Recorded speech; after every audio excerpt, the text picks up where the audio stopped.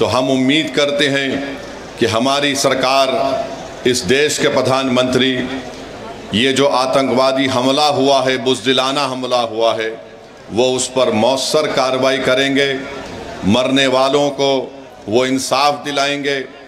और हम उम्मीद करते हैं कि हमेशा के लिए पाकिस्तान से जो आतंकवादी हमारे देश में आकर मासूम लोगों की जानें लेते हैं, चाहे वो हमारी बेटियां हों या फिर वर्दी पहनने वाले हमारे नौजवान बेटे हों, इन आतंकवादी हमले को ख़त्म करने के लिए हम उम्मीद करते हैं कि देश के प्रधानमंत्री पाकिस्तान से आए हुए आतंकवादी और पाकिस्तान जैसे एक फेल्ड स्टेट के ख़िलाफ़ वो एक मौसर कार्रवाई करेंगे, ऐसा इक़दाम करेंगे कि दोबारा पाकिस्तान 100 मरतबा सोचेगा कि भारत की सरज़मीन में आकर किसी को मारने के बारे में।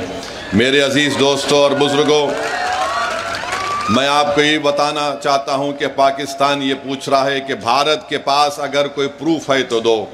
अरे बेशर्मो, क्या हमने तुमको पठानकोट में बुलाकर नहीं दिखाया था कि पठानकोट हमारा एयरफोर्स का बेस में तुम्हारे आतंकवादी आकर वहाँ पर कोहराम मचा कर गए? तुम्हारी लोग पाकिस्तान से आकर देखे, उसके बावजूद भी तुमने उन आतंकवादियों के ख़िलाफ़ कोई एक्शन नहीं लिया। 26/11 का वाक़या हुआ, मैं जानता हूँ, आंध्र तेलंगाना में निज़ामाबाद एक इलाक़ा है, वहाँ की हमारी एक बेटी जिसकी शादी हो के चंद दिन हुए थे, उसने अपने ख़ानदान वालों के साथ वीटी स्टेशन पर थी। पाकिस्तान से आए हुए आतंकवादियों ने वीटी स्टेशन पर गोलियां मारकर लोगों की हत्या की, तो उसमें निज़ामाबाद की एक नई दुल्हन भी मारी गई थी।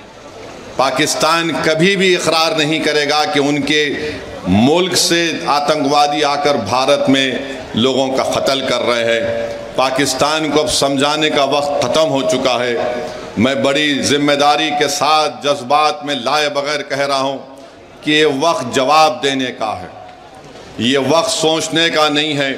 वरना याद रखिए, हर 6 महीने, हर 2 महीने के बाद ये आती हैं, या तो हमारी फ़ौज या हमारी CRPF के जवानों को या फिर मासूम कश्मीरियों को निशाना बनाते हैं। तो हम उम्मीद करते हैं कि हमारी हुकूमत इनके ख़िलाफ़ एक मौसर इक़दाम करेगी। जितने भी इक़दामात, जितने फ़ैसले भारत सरकार ने लिए हैं, MIM पार्टी उसकी तायीद करती है।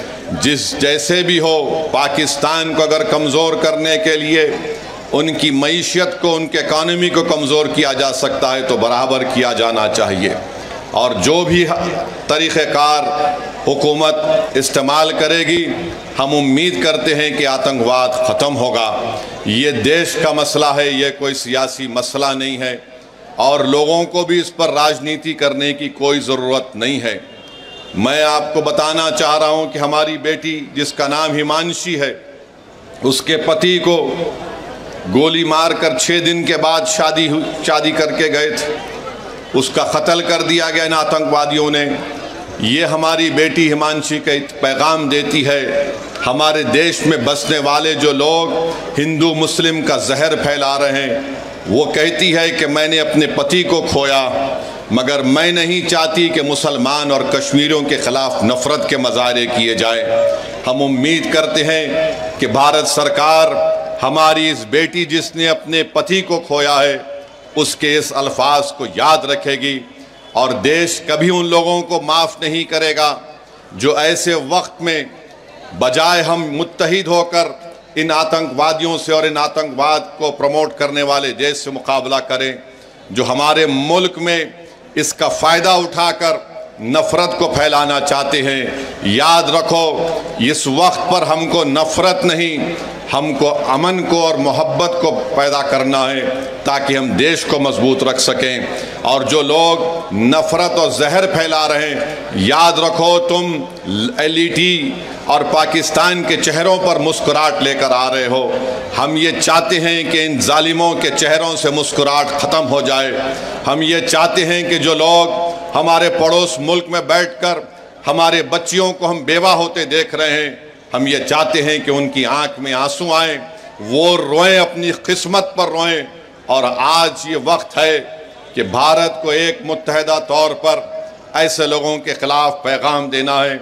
हम भारत के प्रधानमंत्री से इस बात का मुतालिबा करते हैं कि जितने 26 लोग वहाँ पर मारे गए, भारत सरकार उनको शहीद का रुतबा दे ताकि लोग हमेशा के लिए उनको याद रख सकें।